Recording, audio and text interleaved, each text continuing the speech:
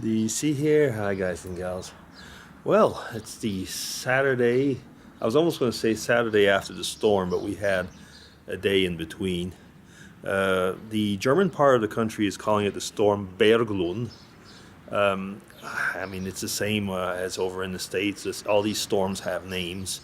And I know that on the French coast they were calling it something else. But from what I've understood, it was the same storm, just different names if you're in the German-speaking part or not. So at the top of certain mountains, it was up to 200 kilometers an hour. Over here in the city, from what I've heard, we were about 100 miles an hour, so about 160 kilometers at the peak. But that's not the way it was most of the time. Still,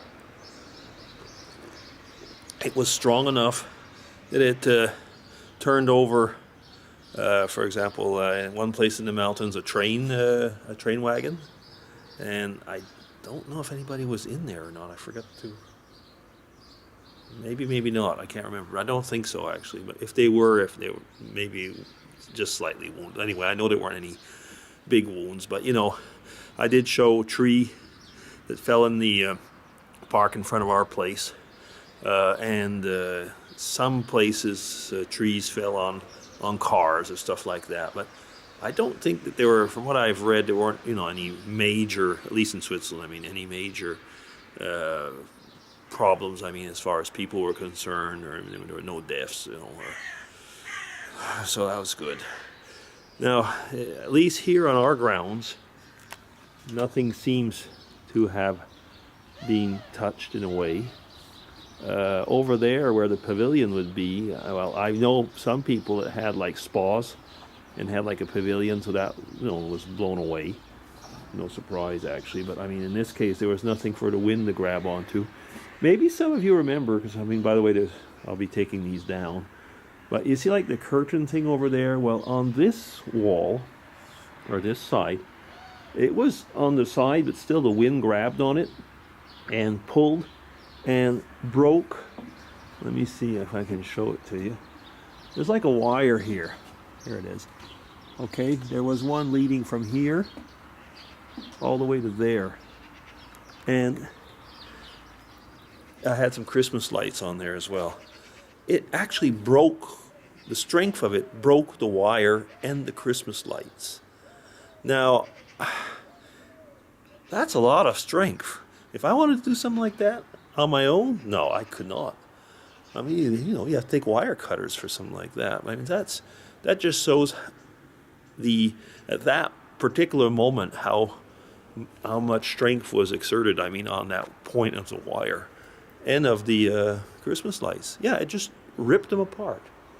Well, anyway, sure, I'm glad I wasn't around when that happened.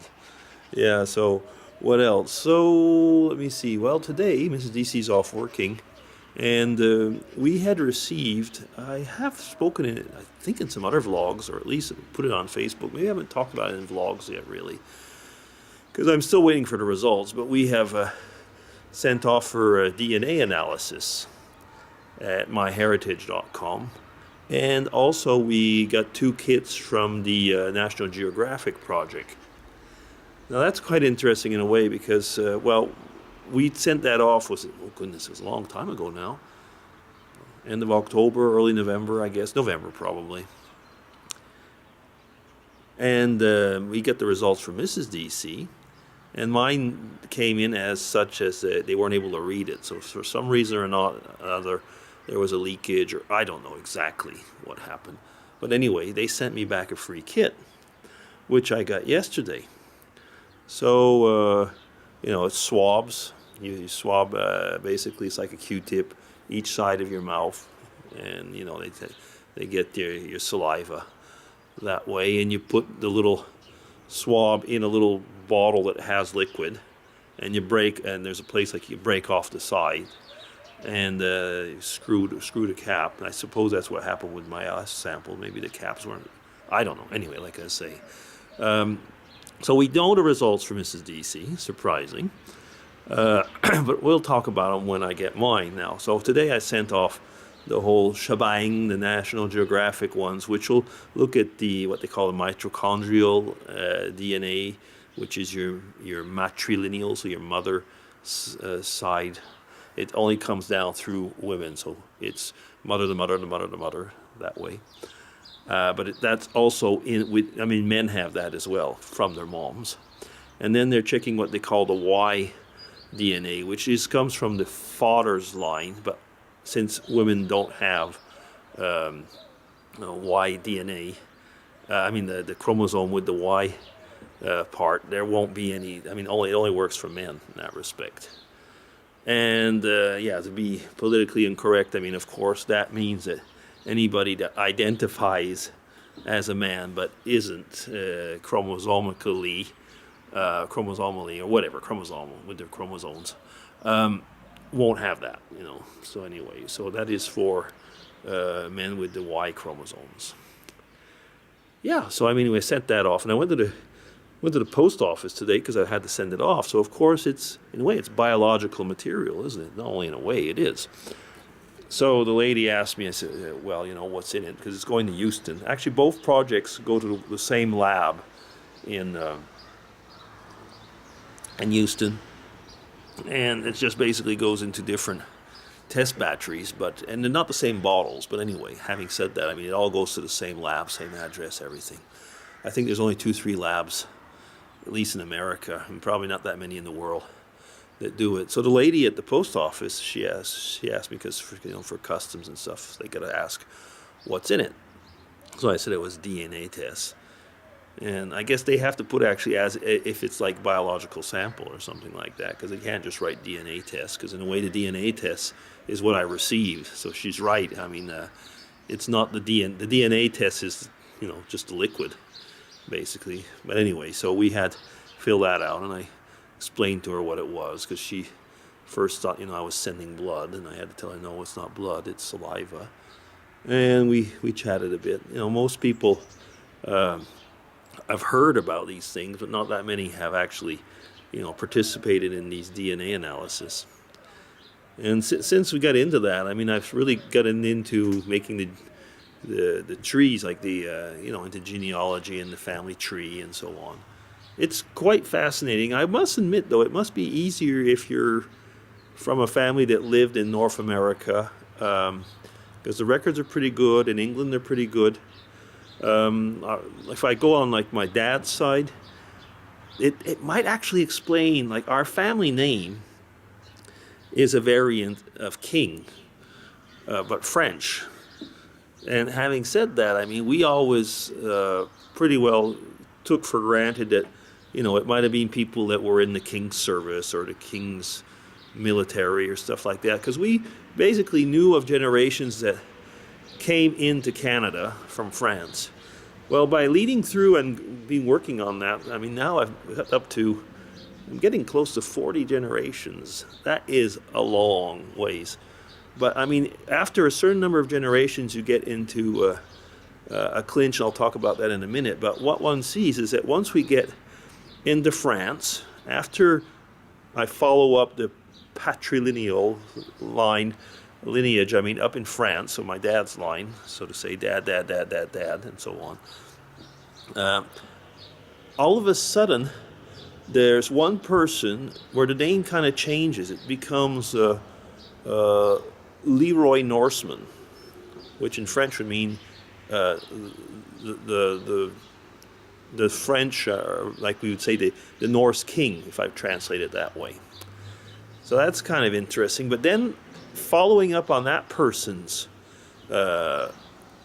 parents, they go from Scotland down towards England, if I keep on going generations. Scotland to Ireland, right. And then it's something in Dublin. And now what happens is that the lineage seems to show that it was a Viking or we could say Scandinavian, but in that case we mostly probably would talk about Vikings, because the Vikings were in Dublin, which had come, and they were in Dublin, and they were tribal lords, but the tribal lords then were kind of called kings, And so from then on, you can keep on going, because then you come into almost, it's not mythology because the people existed, but sometimes they've had what we would call powers or things that have been attributed to them. So they call them mythological kings after a certain point.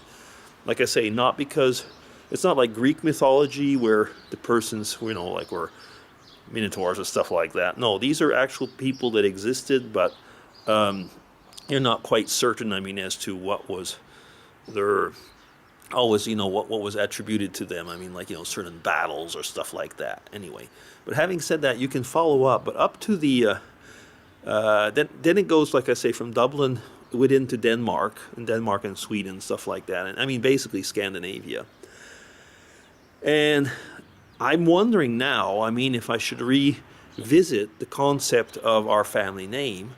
It probably, the king connotation probably has nothing to do with French kings, but probably eventually comes from northern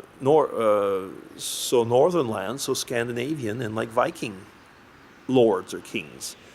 So it's interesting, isn't it? You just get into that and you realize that a concept that you've always thought of, and maybe even for many people in Quebec, we just kind of like automatically take it for granted that it has to do with French kings, and probably, at least in our branch of the family, might not. Anyway, that's an interesting thing. So I'll probably get off. I'm drinking a cup of coffee. Since it's Little Christmas today, or Epiphany, or the Day of the Magi, whichever you want to call it, it's the last day where the Christmas decorations are out, and I'm going to be taking them off now. And that's it. So, DC signing off. Hope you all have a great weekend. Take care, everybody. Bye-bye.